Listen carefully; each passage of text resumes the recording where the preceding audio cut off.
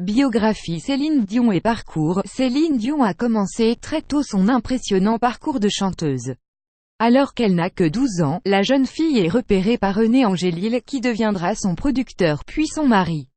En 1981, son premier album, La Voix du Bon Dieu, est un succès au Québec. L'année suivante, Céline conquiert la France avec une ballade intitulée « D'amour et d'amitié », qui sera suivie par « Mon ami m'a quitté ».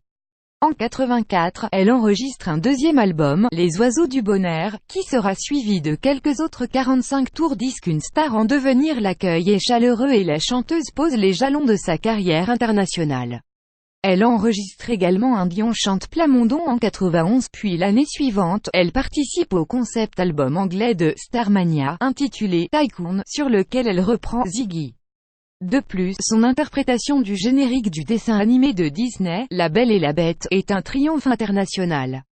Chanteuse accomplie, Céline Dion devient également une mère épanouie en 2001, avec la naissance de son premier fils, René Charles. Sa maternité l'éloigne de la scène, du moins jusqu'en 2003, année où Céline Dion débute avec son spectacle, A New Day, au Caesars Palace à Las Vegas.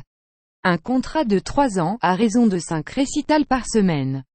Le célèbre hôtel accueille ainsi 4000 spectateurs chaque soir. Décidément très productive, la chanteuse propose un an plus tard un nouveau disque en anglais, One Heart, avec une reprise de Roy Orbison, I Drove All Night.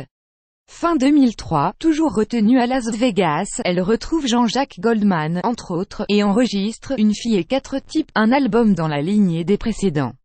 En 2005, elle sort une nouvelle compilation, On ne change pas, avec 3 inédits, Je ne vous oublie pas, Tous les secrets, et Ma Nouvelle France, ainsi que des duos, avec Garou ou encore Jean-Jacques Goldman. En 2007, Céline Dion revient avec un album studio, d'elle, qui se veut un hommage à la femme. 2007 signe également la fin de son show au Caesars Palace de Las Vegas, entamé en 2003, et la sortie d'un album entièrement en anglais, son 13e, intitulé Taking Chance. Cette sortie est suivie d'une grande tournée à travers la planète. Son Taking Chance World Tour 2008 l'emmène en effet sur 5 continents, et une bonne vingtaine de pays. Une nouvelle vie, Sans attendre, et Loved Me Back to Life. Le premier, Sans attendre, en français, sort le 5 novembre 2012.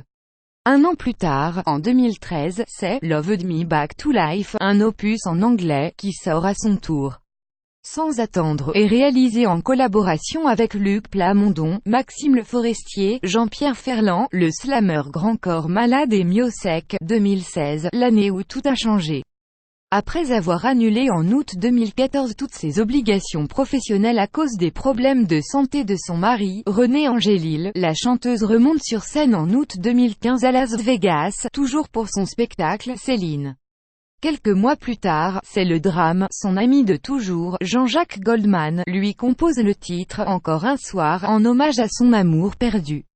Le 26 août 2016, Céline Dion dévoile son nouvel album francophone, également baptisé « Encore un soir », auquel participent, en plus de Jean-Jacques Goldman, Francis Cabrel, Vianney ou encore Grand Corps Malade. Source: Énergie.